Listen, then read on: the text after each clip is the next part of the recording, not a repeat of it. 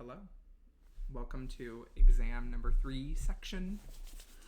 I hope you all had a very restful Thanksgiving break, some time away before the kind of end of the course, which y'all's course lasts a long time. Like, y'all get done on like the 18th, right? Like, I think this Thursday is exam 3, next Thursday the review, and then Thursday after the final. So long time. But honestly, I think that can work in y'all's favor as you approach the end of the course. A lot of the challenge as you get to the end of OChem 1 and as you get into like a second semester organic chemistry class is kind of putting together all the pieces. Like, you've been taught so many reactions and you need like some processing and study time to be able to kind of integrate all of that. And so use that to your advantage. The fact that you have literally more calendar time and you have no new content to the end of the class.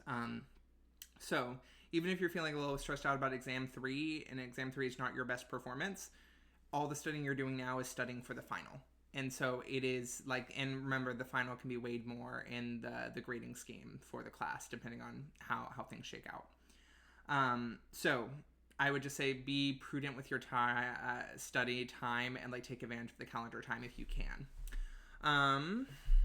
Yes. So what we have today is we have the mini exam, 3 questions here. And to be so honest, I have not looked at this, which I actually think will be more helpful because if I make mistakes, then they're the mistakes that you are likely to make as well. And I will have an answer key, and I can check things as we go. But I'm mostly going to try to vibes it out, and we'll see where it takes us. Are there any kind of logistical or perfunctory questions before we jump into the actual reviewing of the exam? Mini exam?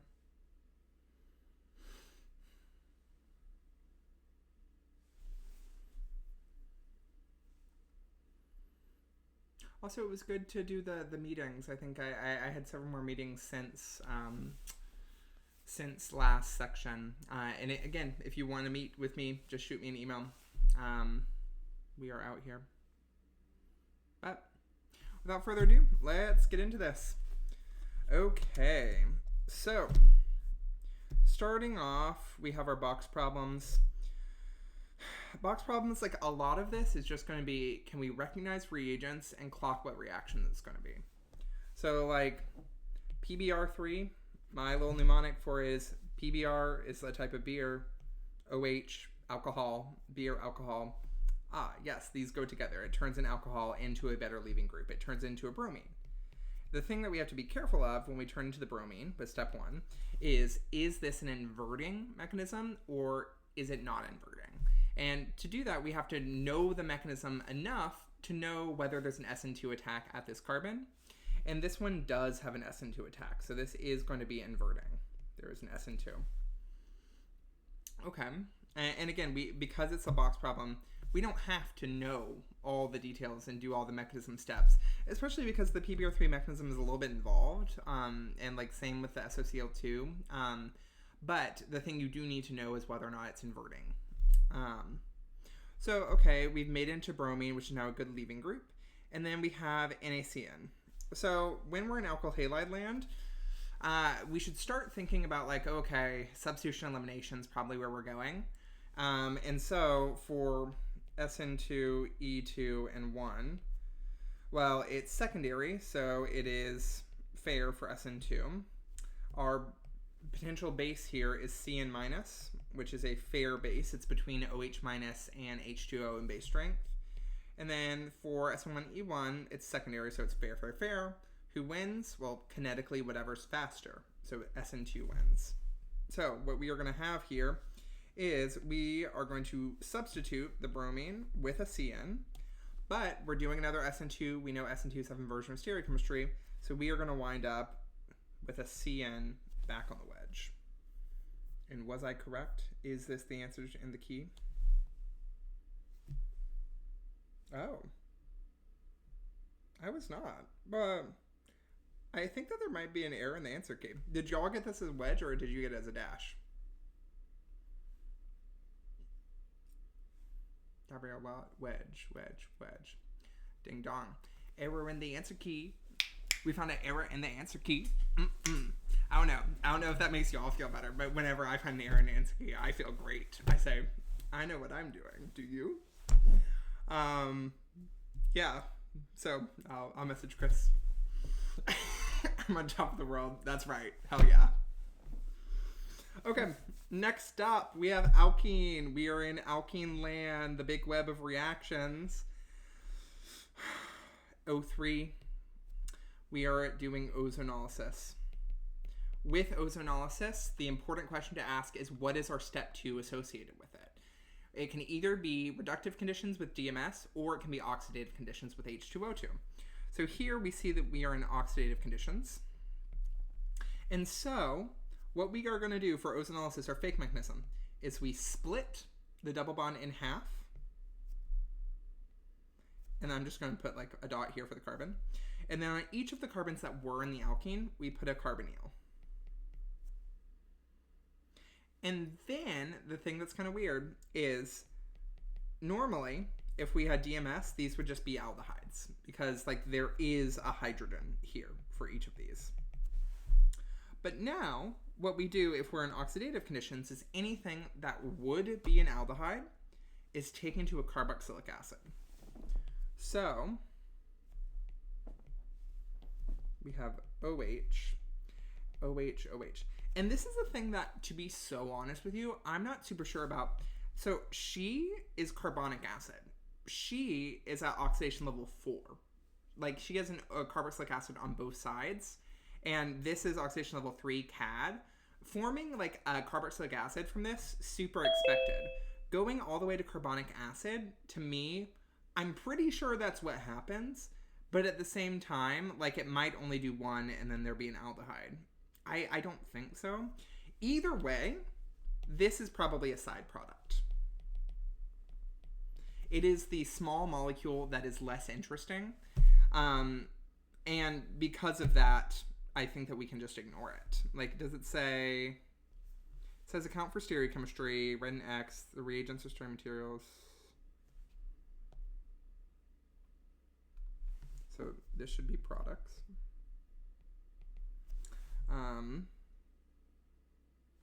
Yeah, so either way, I don't think that we need to worry about it. Anytime that you can kick off a small molecule and doesn't ask for all products, then you're just focusing on the major product.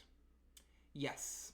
Yeah, Gabrielle, that's exactly it. Typically, if we want multiple products, we'll try to either put that in the like instructions to explicitly say multiple products, or the thing I like to do if I'm like laying it out is literally put multiple boxes just so that nothing falls through the cracks.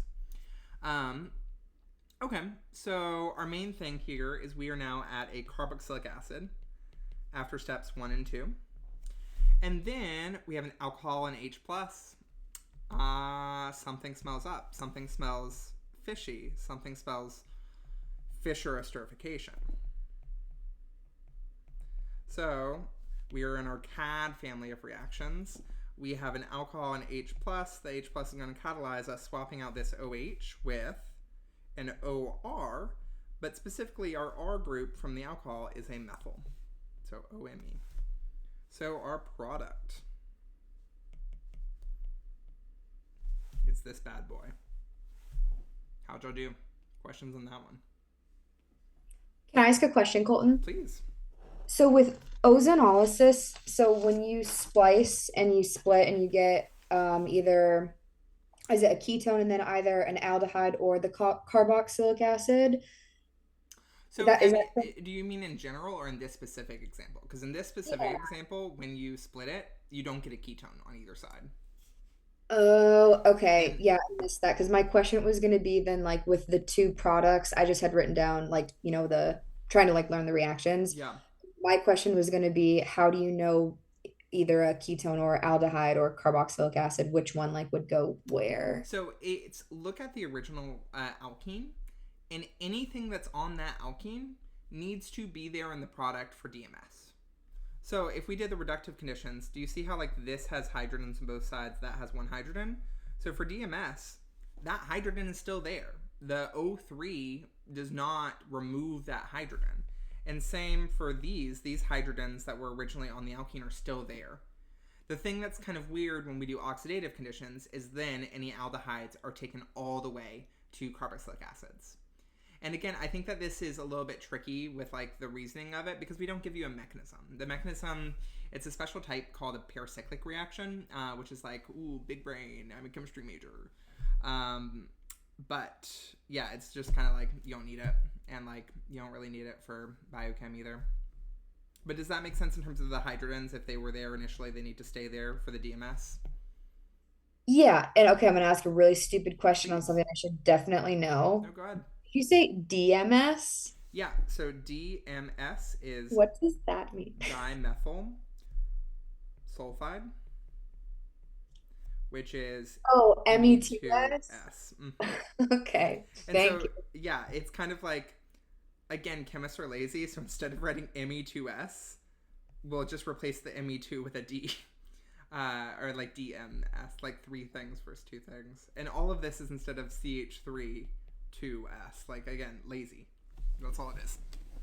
Thank you. Totally. And then Fallon, in ozonolysis generally, do we know which one is the major product? That's a great question. So typically, if it is in the middle of a molecule, there won't be a major versus minor product. You'll have to think about both. Because this is a terminal alkene, we are specifically cleaving off one carbon. And like that is the thing that makes me be like, if we are cleaving off a one carbon thing, that's probably our side product. Or like that's probably to the level that we could classify it as a side product. It's actually one of the really, really useful tools for adding on single carbons. So like for y'all's class, y'all don't have to do organic synthesis, like where you are like building molecules with like, I don't know, somewhere between 6 and 12 steps, and we just like give a starting material and a product and say do it. But it's a really, really powerful strategy to be able to clip off one carbon or to add one carbon. And so ozonolysis as a strategy to clip off one carbon, super powerful. And then do you want to know what the strategy is to really easily add one carbon? Does anyone have an idea? To add a single carbon, and not like a cyanide, just adding a carbon and a nitrogen, because that would make an amide, or sorry, amine, if you reduce it. But what is a reaction that could pretty easily add one carbon? So nitro, that's the one I was just saying, where like that would add a carbon and a nitrogen. What if at the end of the day I just want one carbon added?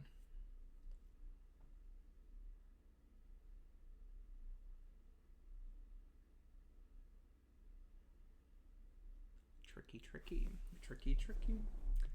So you would have to start off with an aldehyde, but then if you wanted to add one carbon, Wittig.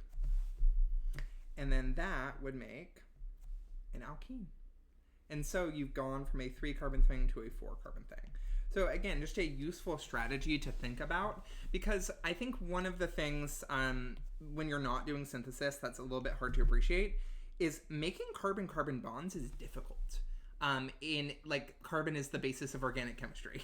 And so you think it should be easier to make carbon-carbon bonds, but before lecture 10, you only knew like 3 or 4 different ways to make carbon-carbon bonds.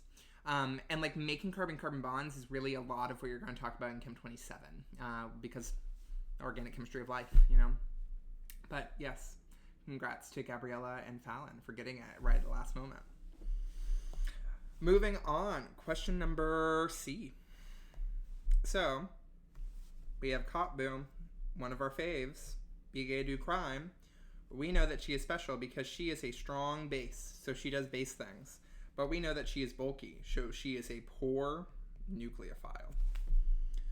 So, if we are doing our GFP ranking, SN2, E2, and 1, for SN2, like this is primary, so we would think it's good, but poor nucleophile, we're going to knock that down to poor.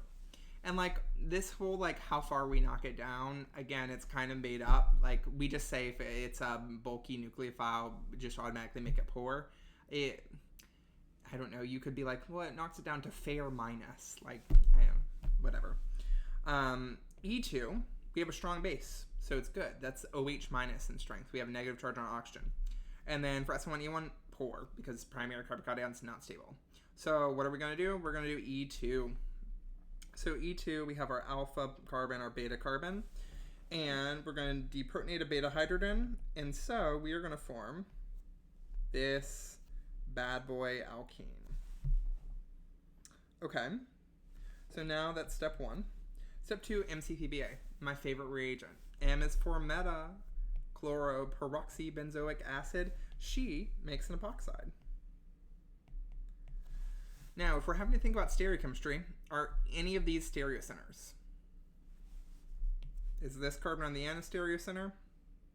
Well, it has 2 hydrogens, so no. Is this carbon a stereocenter? Yes, it is. So we do have to clock that. And so we just decide whether we want to write it as a wedge or a dash. And we know we get both versions. So plus minus. Okay. So we have an epoxide. And then we are in epoxide opening. So the big thing to remember with epoxide opening is depending on whether it's an acid or base, that affects which side we attack. So here we are in acid. So we add to the more substituted side. But in this case, the acid, the thing that's attacking is an OH. And so like our product is just going to be a diol. We're going to have OHs on both of them. So it doesn't really matter. So with this, our product, we know that we are going to have an OH here and an OH here. And again, we have to ask ourselves, are any of these stereocenters? The one on the end is not because we have 2 hydrogens there. This one in the middle is. So we just draw one of them and we put a plus minus.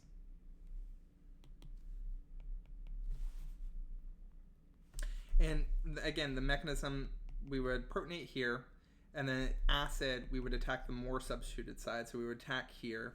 And so if we were doing it based on this intermediate structure, then like, yeah, maybe it would be good form to draw this on a dash or whatever. But you're not graded on any of this. The only thing that can earn you points is what's in this box. And maybe another thing to say on line reactions, just so y'all know for partial credit, for partial credit for box problems, we can only give you credit for doing these reactions. So like, for example, if you completely were like, I've never seen this woman in my life, I have no idea what's going on with MCPBA, and you just drew the alkene as like you've done the first step, that would get partial credit. Whereas like if you've done something irreparably wrong here or just make a wild guess, that's not going to get credit. So just be looking out for that if you get into a situation where you're like, I don't remember these. And then Gabriella, how do you know that one's on a wedge but the other's planar?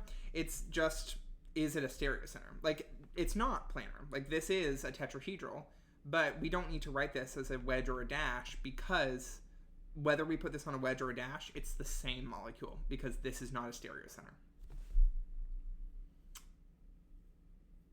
Oh, and do you mind if I interject real quick, ask a quick question? Sorry to just No. speak out loud, but for how did you know that this would be a poor like reaction for like E1 and SN1? Is it just because this is a like primary That's exactly it. The alkyl halide? rate limiting step in SN1 and E1 reactions is the leaving group leaving, the slow first step.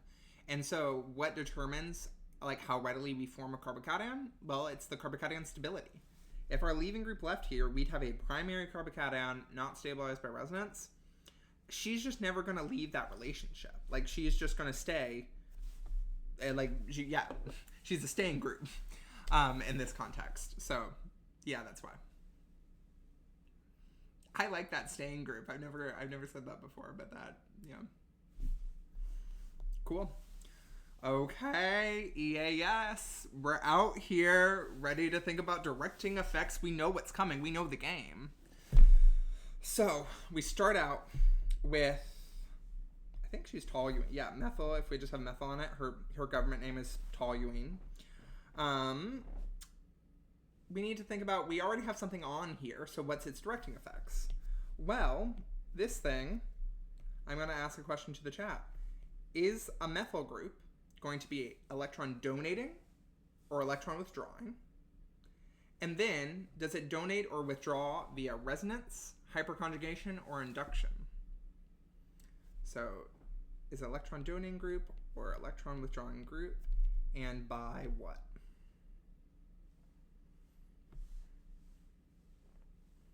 Do do do do do do do do do do do do do do do do do do.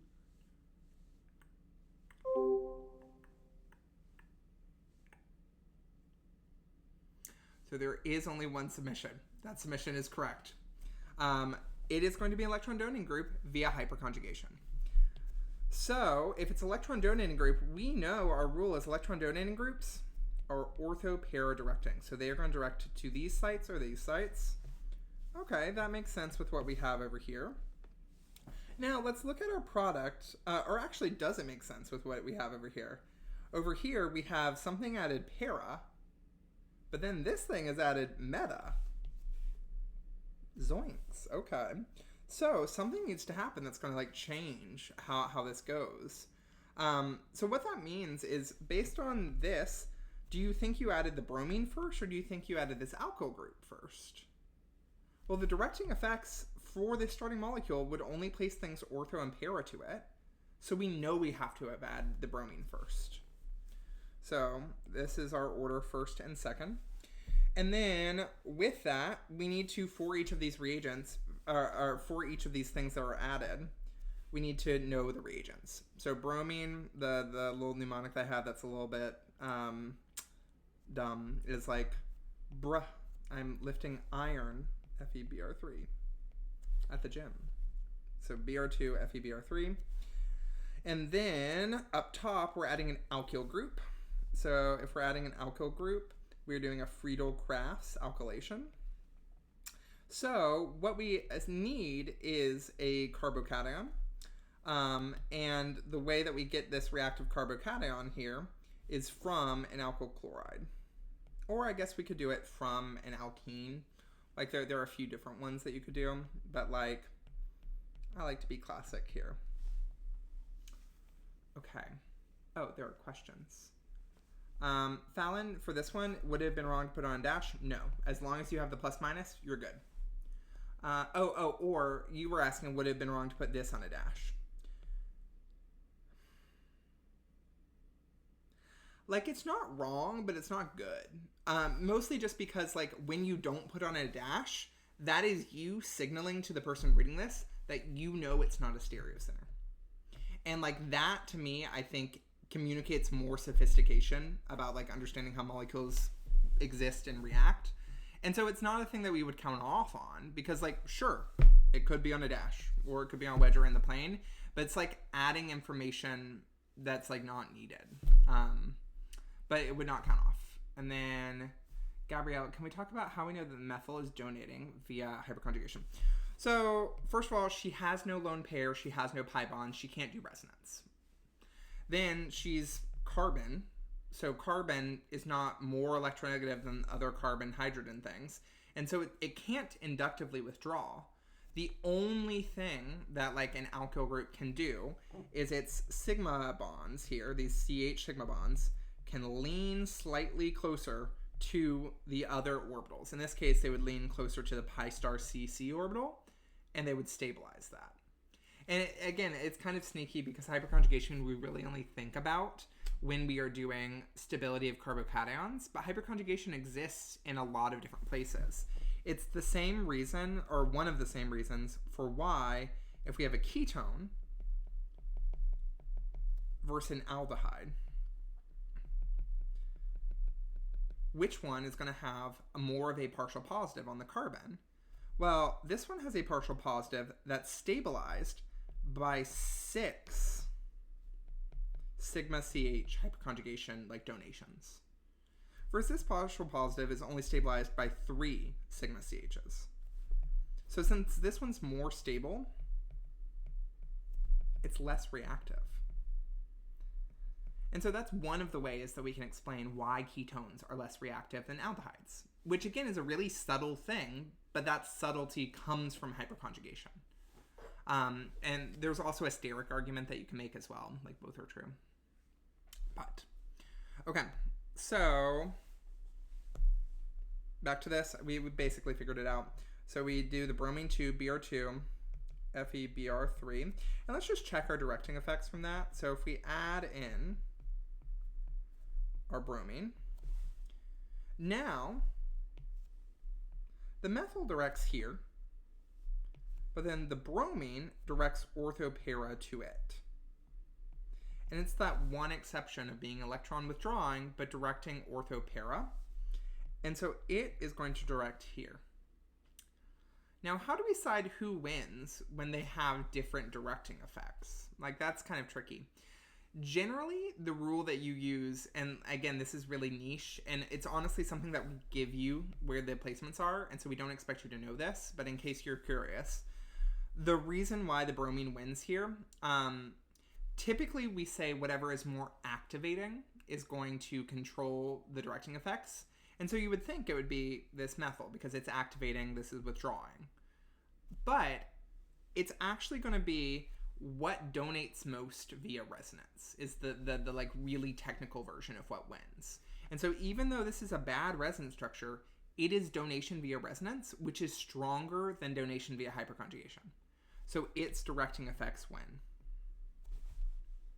However, if we had started off with like an OH over here, this is donating by resonance, and it's a much stronger donation than BR donation.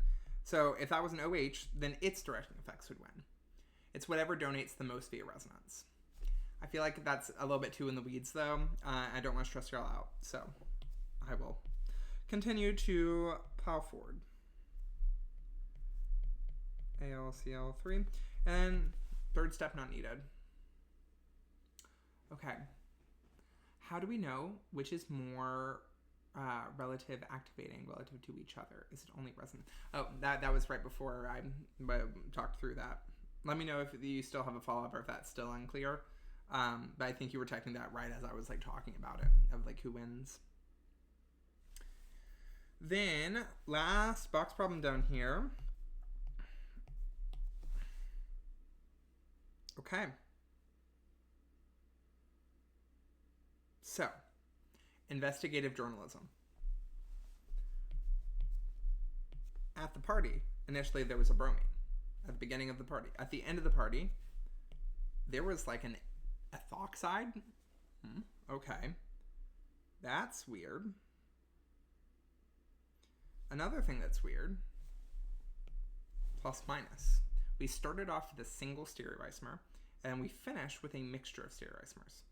So, my gut check, when I'm like, something has been replaced, and there's a plus minus involved, gut check is SN1. So, if that's the gut feeling, let's do a reality check. Is this a good candidate for SN1? Well, the first step of an SN1 leaving group leaves, and then we form a carbocation.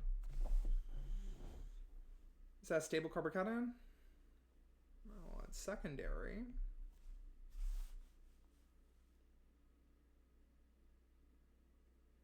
But it's also resonance stabilized. It is the benzylic position. So secondary plus resonance, which is like great. Not good, fair, poor, it's great. So SN1, I really like that. That seems great. So if we are doing SN1, we need to be like, what is the thing that we want to add? Well, we want to add this somehow, right? We want to add her. And if we just do it like this, though, what's the issue with that? Like, why is that not our best option for what to do?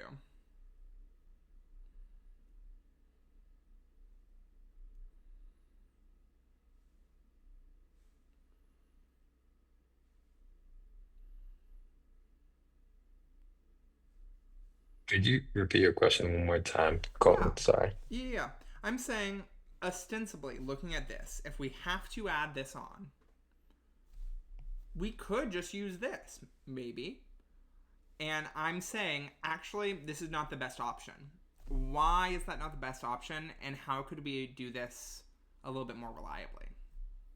Like Gabrielle, you were clocking it looks weird to have a negative in the box. I mean, we can cover up that with an NA. And I still have the same question. Why is that not preferred?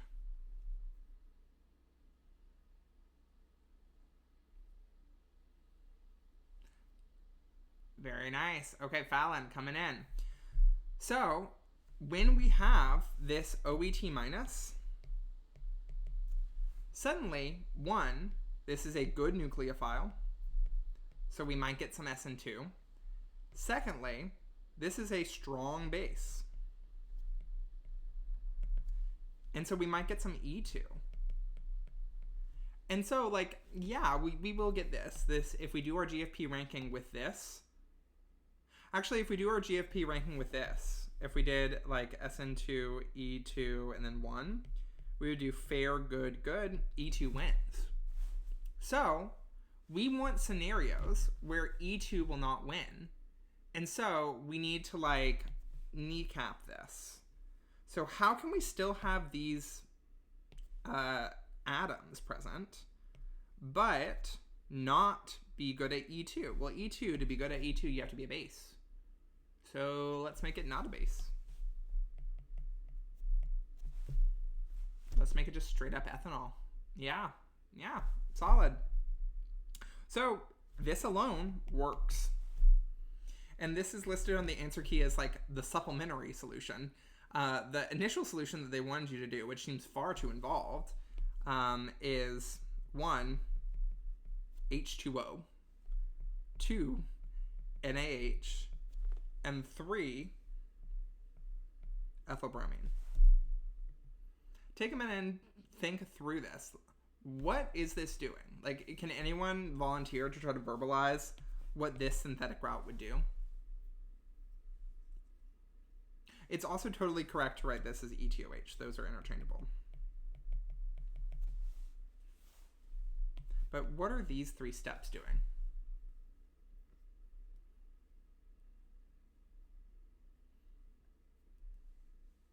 I think would the water act as a nucleophile and like pick out the bromine and SN2 via SN2? So Or close. It's the same thing as ETOH. These are like alcohol level rather than like an alkoxide. And again, we have this as being a really, really great candidate for SN1. So like if we did the SN2, E2, and 1, it would be good, it would be fair, and then it would be poor. So it would still be SN1. But you're totally right, SN1. And then our product from it would be what functional group? would be an alcohol, It right? would be an alcohol there. And then what are steps 2 and 3? And step 2 would reduce it, so then it would become like an O minus off the benzene ring, off the carbon chain. Yes, but 2 and 3 together, they have a name. Like they are like a About that. process. Go ahead. No. You continue going. I don't know. Anyone have the process? I know you're chomping at the bit. Williamson ether. That's exactly it. So it would do deprotonating it in the first step, which Fallon, you were right on the money, both with explaining what happens and 2 with naming it. Then this would do a backside SN2 attack on the bromine, and that makes an ether. And honestly, one of the first things that you should think when you see an ether is Williamson ether synthesis. Like that is a really logical place to think. But for our class, we have Williamson ether. We have making ethers from alkenes, and then I think we have like one other way of making ethers. But yeah, cool. So that's the box problems. Any questions here?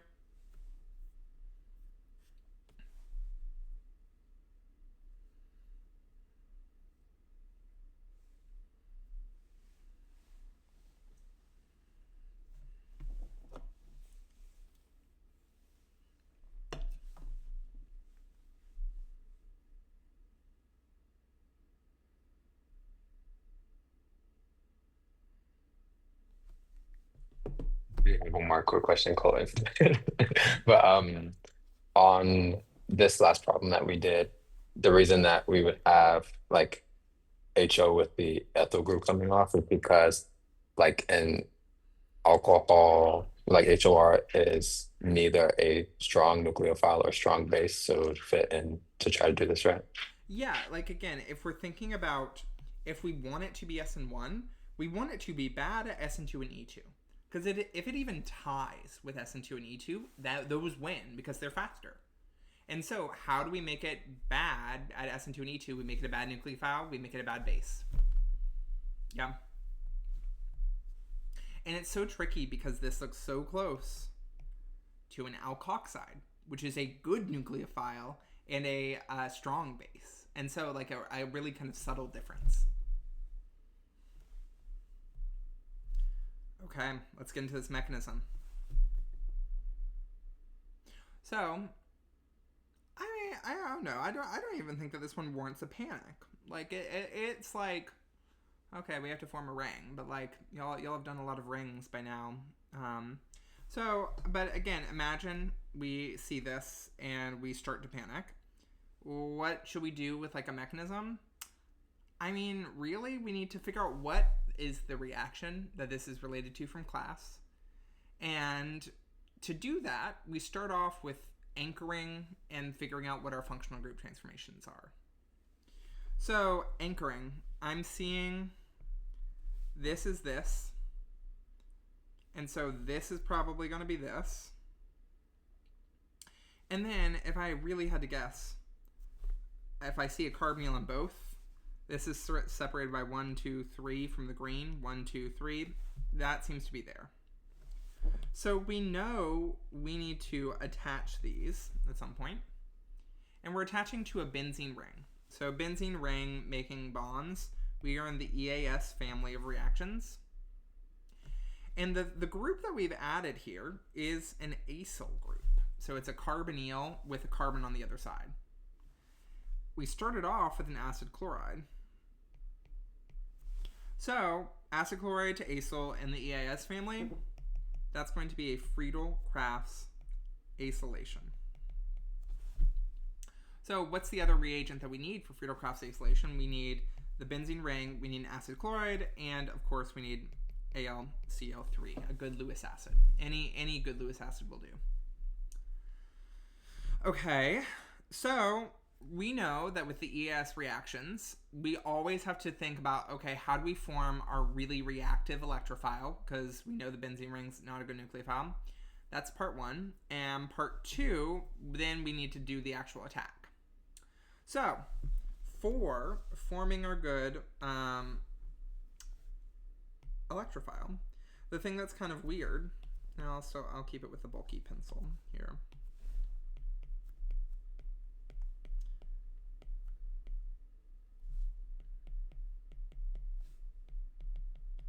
The thing that's weird is our electrophile and nucleophile are on the same molecule, and so it just is annoying that you have to draw things over and over. But first step is our Lewis acid. All Lewis acid does is accepts electrons. So our chlorine lone pair is going to associate with the AlCl3. Copy and paste.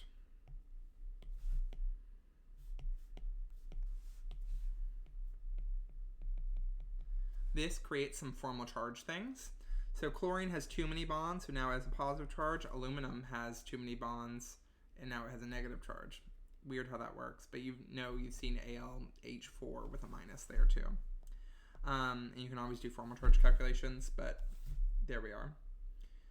Okay, then we need to kick this off, because remember, for Friedel-Crafts acylation, our really good electrophile is the what's it? I always call it a carbonylid, but it has a better name. It's a COO triple bond that's connected to something else, and you have this carbonylid. Acylium. Thank you. That's the really technical one. Carbonylid is like down in the weeds because it has carbonyl, and then it has ylid. And ylid, y'all have seen in terms of having a plus and a negative charge next to each other, but it's also like acetylide is like a carbon-carbon triple bond with like a negative charge. And so it's like a carbon-carbon triple bond, or just generally a triple bond. But I will use the like proper name instead of the whatever. So acylium. Yeah, for some reason that just feels like it should be like biological. It feels like it should be like a protist or something, the acylium protist. But In order to get there, we need to do a lone pair push down, and then we kick off this. So this together just becomes a good leaving group.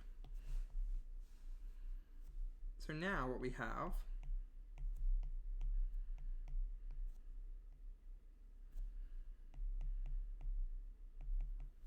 is we have our psyllium.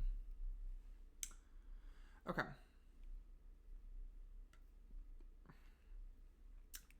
So from here, there are a couple things. We've made our EAS reactive electrophile, but we didn't really think about directing effects because there are a couple of things on this molecule. So if we think about our directing effects, over here, this OMe, its electron donating group, it's going to donate ortho to it and para to it. And then this is an alkyl group, and it's going to donate ortho and para to it, which targets the same spots. Okay, and hey, we want this to add here, and like honestly, that's the only one that this could easily really reach. I guess it could come around hypothetically and do this, but then it would have some sterics with the OMe. And so we know, especially since we just have the product, that's going to go this way, so that directing effect works. But when we have directing effects in an EAS reaction and we're doing a mechanism, one thing that we have to think about is resonance. So I'm going to first show you something that would feel correct but lose points. So just warning. And this is like the natural thing that I think students will do, and if I was grading this as an exam question, it's the thing I would take off the most points for. So I think it's helpful to show you. I'll do it in red. So what most students would do in this case is they would have this carbon-carbon pi bond go and attack over here. And then we know that anytime we do our EAS, the most important thing to do after that is to reform aromaticity. So with this, I'll number 1, 2, 3, 4, 5, and then this is 6. It's making a 6-membered ring. And 5, 6, 1, 2, 3,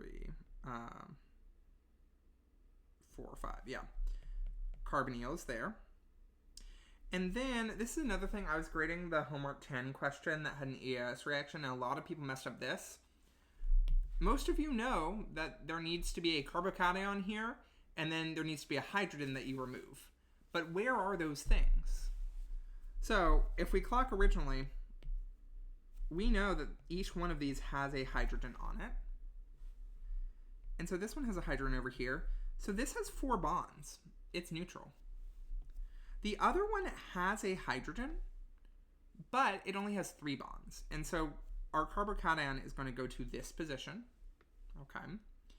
And then which one do we need to remove the hydrogen from in order to restore aromaticity? Do we need to remove it from this carbon 6 over here, or do we need to remove it from the site of the carbocation? We need to remove it from the site over here. Because remember, electrophilic aromatic substitution, at the end of the day, we are substituting the hydrogen that is on this position for this carbon in the Friedel-Crafts. And so she needs to go. So then you would have some base, which I'm just going to say water, I think. Or do they use Al? No, they use AlCl3. So again, a Lewis acid initially turns into a Lewis base here, so it can abstract here the hydrogen, fold in. And then you'd be like, oh, I'm at my product.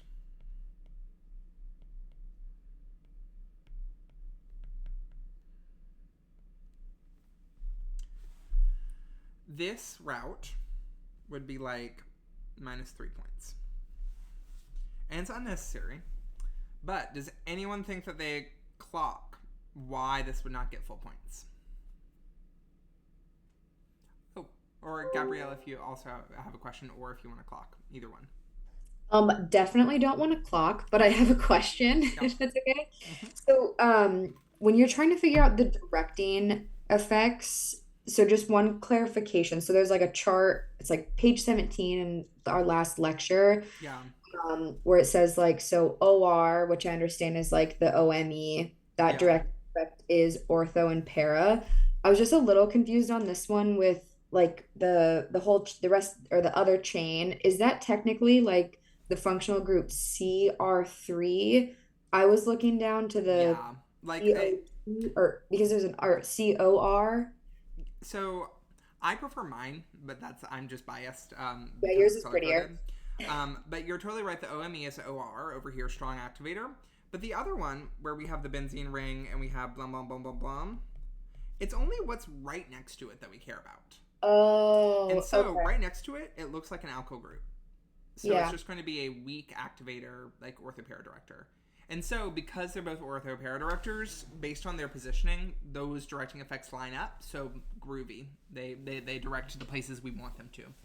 Got it. So even if there's like something that you have in the light blue, like moderate deactivators, doesn't matter because it's at the end of the chain. So it's Yes, not going to be a yes. meta. Yeah. Like Okay. these have to be directly attached to the benzene. But Okay. even if we had like, let's do the example. Like, I keep going on little tangents of like, no, let's talk about the limiting cases. Let's like do all the blah blah blahs. I said y'all are gonna learn. Um, Even if we had this, the directing effects, who would win? Well, it's whoever is the donor via resonance, whoever donates most via resonance. So this one would win. It's ortho para directing here. The other ones, it's meta directing to it. So it would direct, let's call this directing with the little dagger symbol, it would direct here and here. But it is like subservient to the OME because that's the donor via resonance. And why does the donor via resonance win in this kind of tiebreaker? Well, it's because in the reaction, the benzene has to act as the nucleophile. So it's wherever we are pushing electrons, that's where it's going to go and attack. Work. Go off. Thank Wow. you. Of course. So, that gave people plenty of time to think, why does this get points off? Because if I were you and I was told this gives points off, I'd be mad. I'd say, this is what you taught us. This is what's on, it's in the textbook. There's not a textbook for this class, but.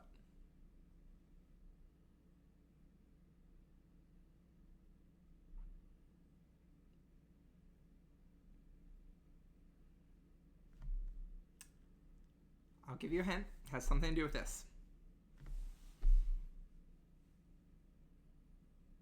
If this was not here, this would be totally correct. Fallon. It's because it's missing the resonance. So, one big idea for organic mechanisms and for organic chemistry that is important when we are like teaching you mechanisms and when we are grading your mechanisms is we want to best understand how these electrons are moving and like how the actual mechanism of this transformation happens. And because of that, one thing that we have to consider is what is the best resonance structure.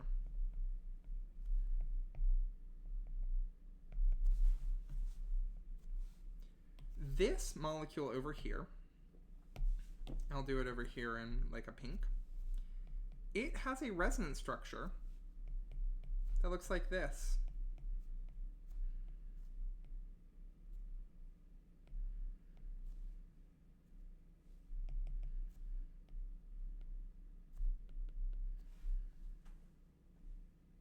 Yeah.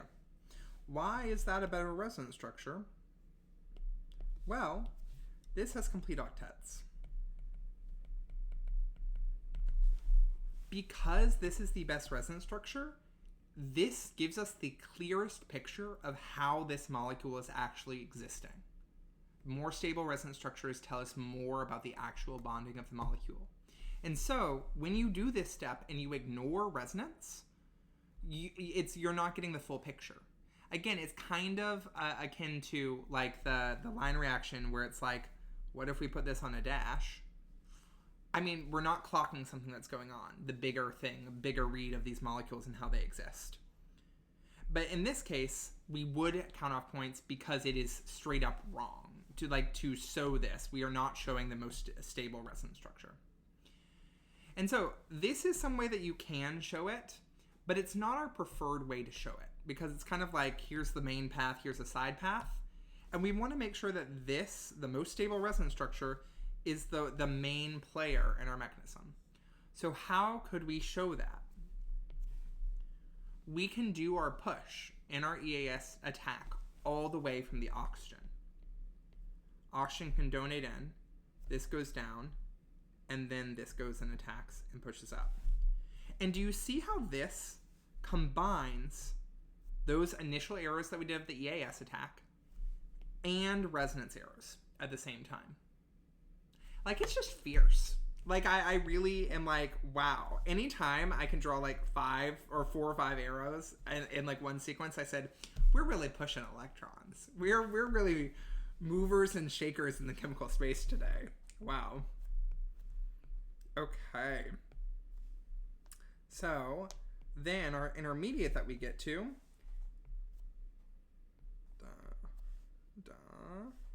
positive here, we get to this intermediate, which is our most stable resonance structure. We have shown it. We have full octets everywhere. Great. So now we do the same next step that we did in the other one, where, and my AlCl3 should have a minus, or because it's AlCl4 before it becomes AlCl3. So AlCl3, Cl minus, this pops off.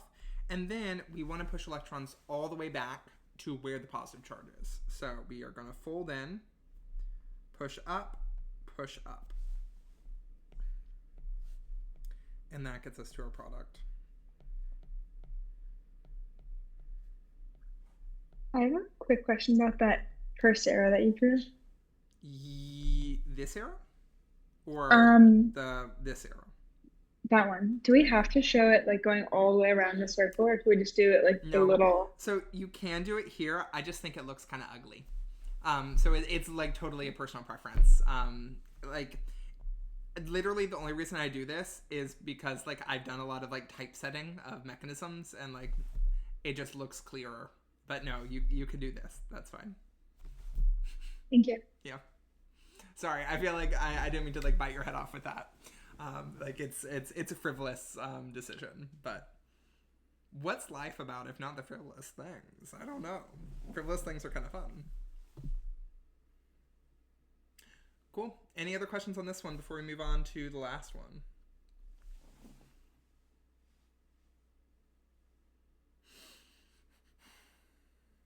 That arrow for the that goes from the AlCl to the H, that's from the bond, not from like Al or Cl. Yeah, so it is the sigma AlCl going into the sigma star CH. Isn't it phenomenal how we can think about all of this in terms of MO theory? Wow, it can keep coming back. The gift that keeps on giving. And the thing that's created from this as a side product is HCl. The crazier thing to think about is in most classes of organic chemistry across the country, they do not teach MO theory. And so students are just like, I don't know why I do this. I don't know where they're going. Like, okay, you tell me it needs to point here. No, there's no rhyme or reason other than trust us. Whereas MO theory, there's more of a rhyme. There's more of a reason. Cool. Okay. Last one looks most complicated.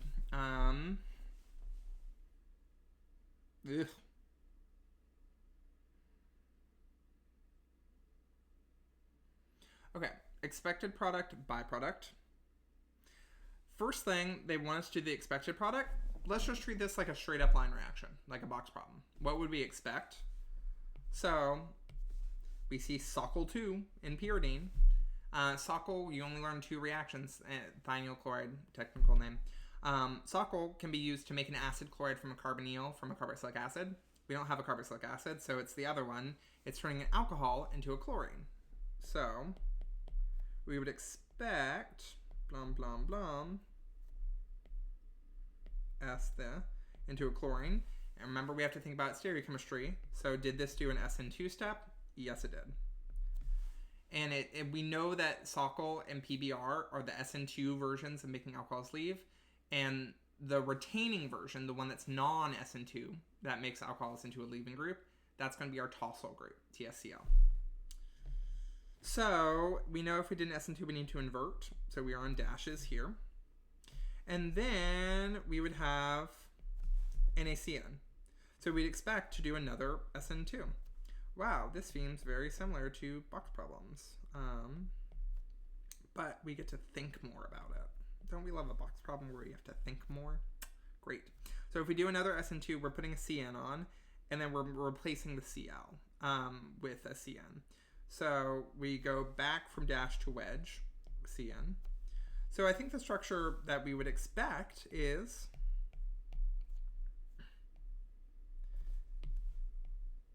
TBU, tert-butyl over here, unbothered.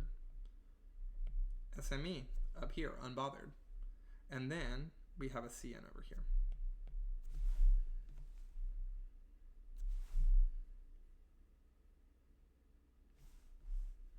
So we've done A. Now B, provide a complete curved arrow mechanism for the byproduct. Who? Okay. So spot the difference. Where are things different? Well, CN we expect to be here, and actually it's up here. And then SME has scooched. So there are a few things that are kind of coming to mind here. CN, and I'll make this kind of smaller. CN, I'm pretty sure, only does SN2s, like CN minus. And we see that we've gone from a wedge to a dash. So I'm going to call this star carbon. We need to do reaction 2 as an SN2 at star carbon. So we need to somehow figure out a way to make this a good electrophile. And right now, SME, that's not a good leaving group, and it doesn't leave, it migrates over. So let's continue our investigative journalism over here. Another thing that I'm thinking about is these two things are adjacent to each other, right? So I'm going to call it star and circle. Star and circle are adjacent. And whenever I'm thinking about functional groups on adjacent atoms, the two things that come to mind are either alkenes or epoxides. Those are our main strategies that we know of getting two functional groups side by side.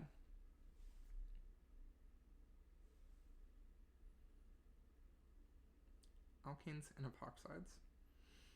And then moreover, we know that in order to get the sulfur down to the circle carbon down here, we need to make a bond. So maybe I'll write out this as a make and break list. We need to make a sulfur and circle carbon bond, and we need to break the sulfur and star carbon bond. I'm doing like C subscript star, C subscript circle. That's a bit much, but just ideas here. We know when we do an SN2, we are going to break this bond. Like if we do an SN2, like a CN coming in over here, that's going to break that bond. So the thing that's weird and new is we need to make this sulfur CO bond. It's also a thing that, like, I don't know really that the CN attack, we know that has to be the same. And then Sokal 2 interacting with the OH, that has to be the same as well. Like, it's not going to be something that, like, is going to change. Like, Sokal 2 doesn't interact with sulfides or anything. So we need a special step where we get to this intermediate, And again, I'm still in the planning phase, but then spending more time in the planning phase, I think that we'll be able to knock out the mechanism really quickly after it.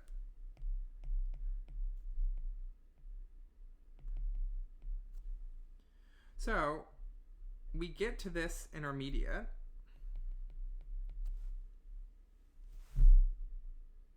And now we need to connect the sulfur to star. Or sorry, I called it circle. So this is the thing, and this is the leap that we asked you to make in this question. And I think that there have been like 1 or 2 PSET questions that are a little similar to this. If you blur your eyes chemically for a minute, this thing looks kind of like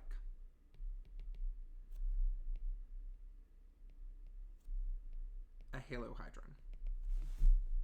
And we know halohydrins can make epoxides. So we would like deprotonate one side of it, and like this would go and attack, and then we could kick that off, and then we make like this. That is like the reach. Then the thing that's weird. And how do we know that this kind of looks like a halohydrin? Because sulfur is in the same column as oxygen on the periodic table, so they react similarly. So with that, the weird step that we're going to have is sulfur is going to go and attack here, kick off the chlorine, and make this sulfur epoxide, which has a special name. I think we call it like a mercapto group or something. I don't remember. But she has a fun name. And then from here, now we have made the bond that we need to make, and now we need to break the other bond. So this is when our CN comes in and does an SN2.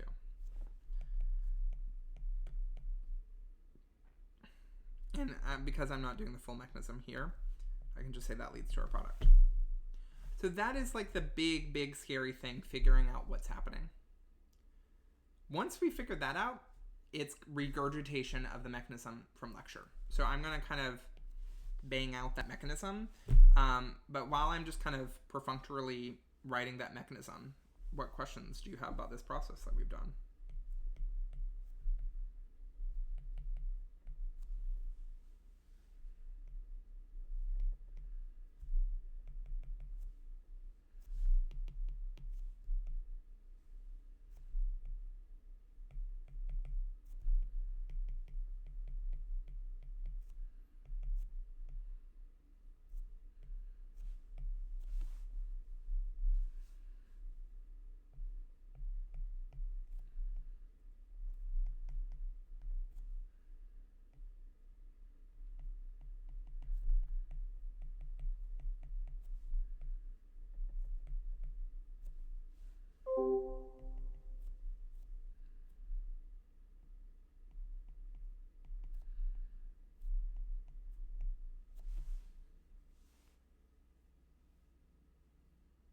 Oh, no, I'm sorry. They do it slightly differently.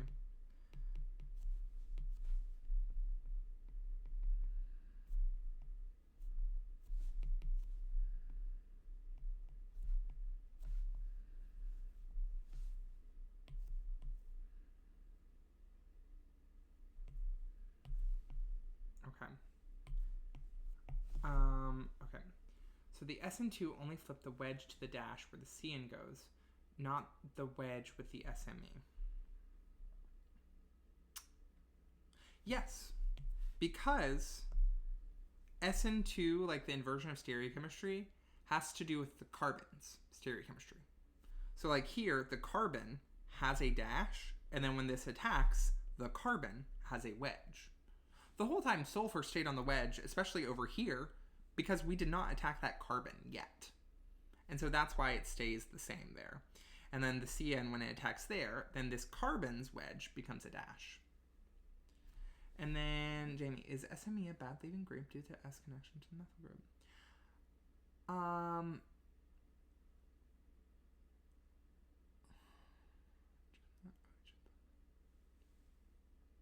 Where do did we just know that OH is a better leaving group because it's generally more stable? So OH bad leaving group. So like OH bad leaving group, which is why we make it into better leaving group. SME is like okay leaving group, but like what am I trying to say? Once we get to this structure, the CL is just a far better leaving group, because you can think about it. We have SME minus for CL minus as the leaving groups. Cl minus is the conjugate base of HCl, which has a pK of like negative something, like let's say -3. And this is pK of HSME, which the pK is like around 8. That's not negative, that's an around. So this is the stronger acid, this is the weaker conjugate base. Weaker conjugate base is better leaving group. Did that kind of answer what you were saying? Like, that's why if we were to do an SN2, we're definitely going to kick off the Cl first. Cool. Okay. So I have this, and then we do the fierce move. I always love this one. Goes and attacks from behind, and then we kick off SOS2. And so then we are at this intermediate.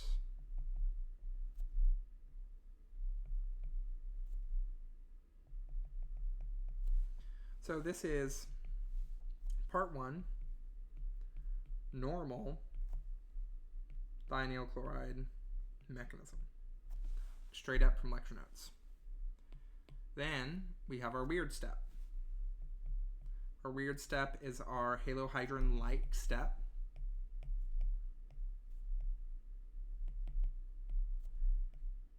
Where we make this thioepoxide. I'm going to have to look up what the name is because it's going to bother me.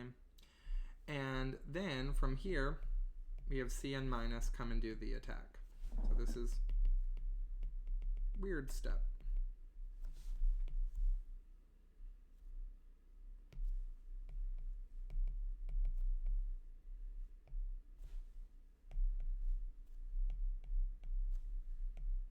And that gets to our product.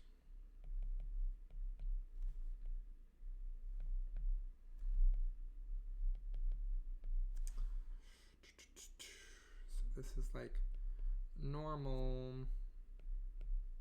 SN2 opening of epoxide in base. And here we don't have a less substituted side because they're both equally substituted. Work. So this is step 3 and then 2. Any questions on that? How we figured it out? What the actual answer is?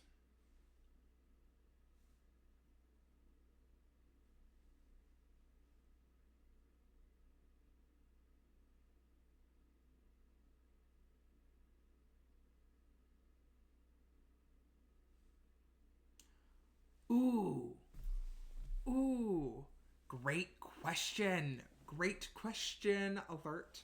How does the chair conformation play into this? Honestly, I feel like that would be like a bit much for y'all.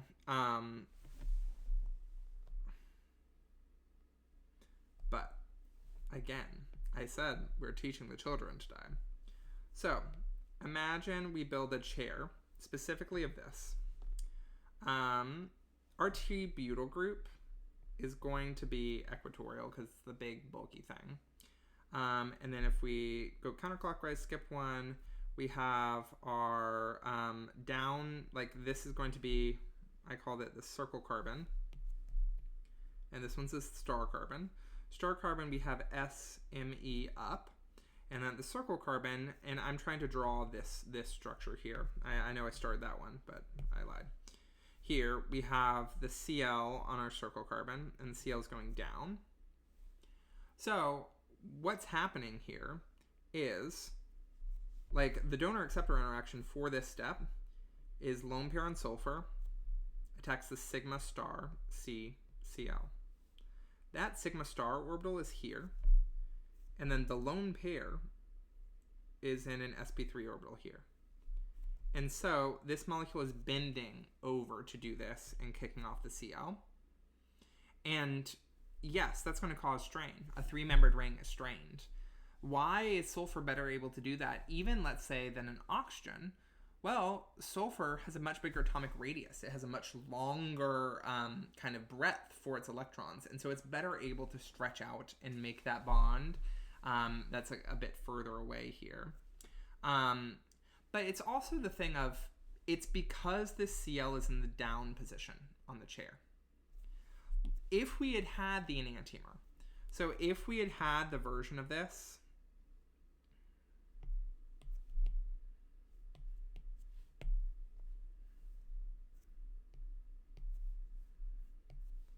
where,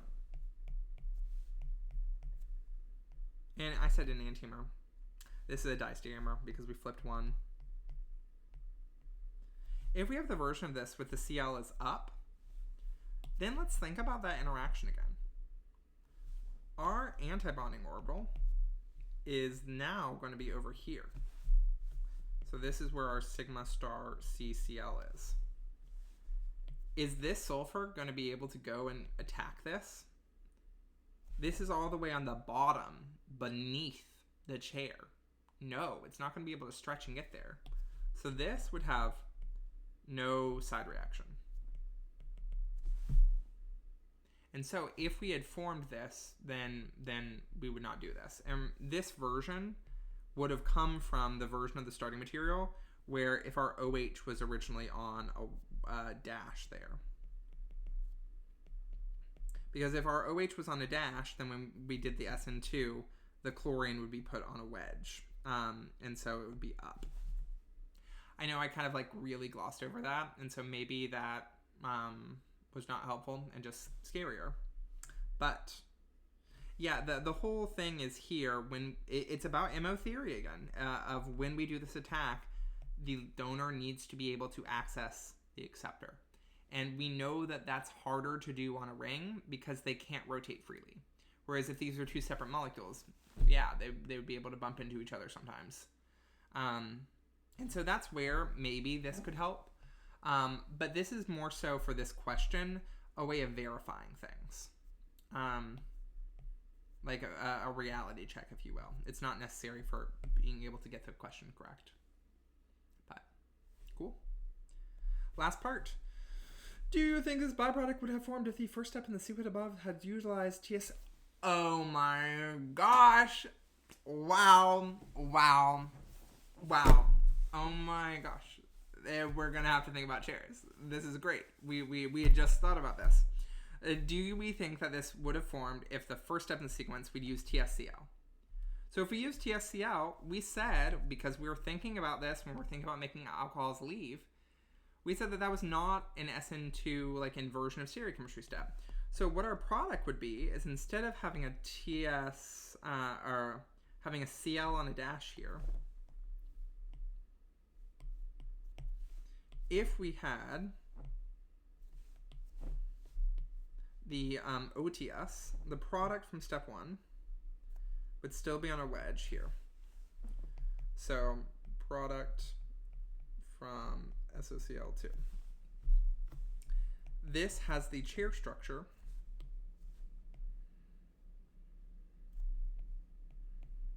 Our tert butyl's there. Our OTS is up here now, and our SME is up here now. I'll put the hydrogen here for completeness. And again, the interaction you would have to have is we need lone pair on S to attack the sigma star. In this case, we're breaking this bond, our CO bond. So we have the sigma star CO. This antibond is here. This is our sigma star CO. It's below the ring.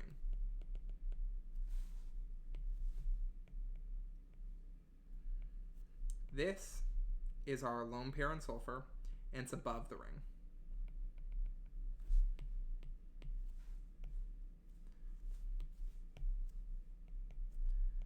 These physically could not reach each other. Or maybe I might say geometrically.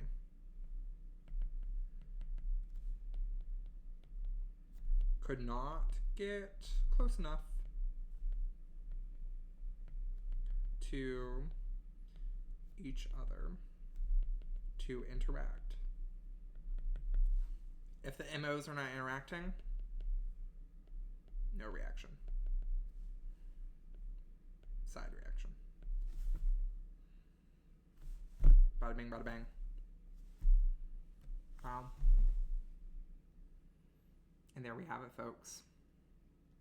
The mini exam. There's not a fourth page. No, there's not. Well, cool. Any other questions on this?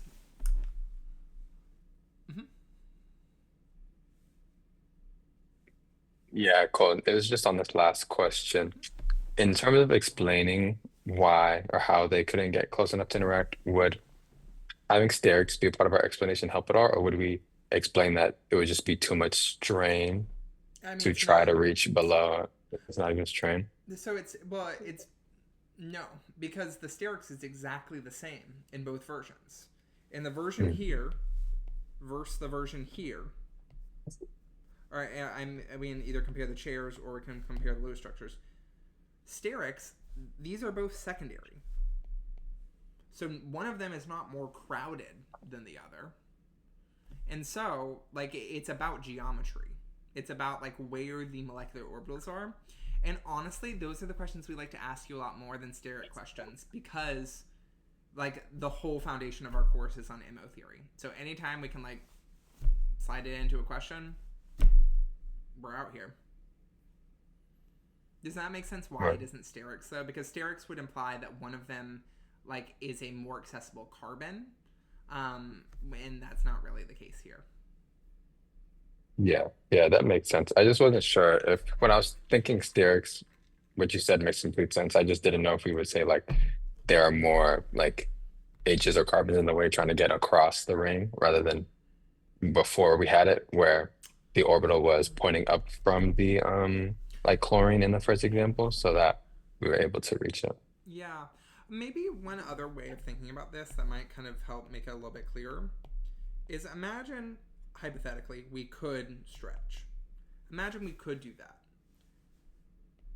The sulfur here is still on a wedge with that carbon, but it has to be on a dash with that carbon. And think about, like, how do we make a triangle where one thing's coming from above and below? That's no longer a triangle. Like, just geometrically impossible. Bark. Cool. Gabrielle? Something I'm still kind of confused on when I draw chairs, is it generally true that wedges get drawn axial? So, Or no? Do I have that no, backwards? this is a thing from, like, back in Chairland days. Yeah. So, if we have a chair, to figure out how wedges and dashes get translated, imagine you are God looking at the chair from above. Any of the positions that are going towards the eye are wedge. So here, like the two positions on the chair are axial up, equatorial down.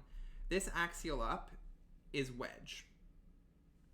Over here, the two positions for this on the chair are equatorial down, equatorial up, axial down.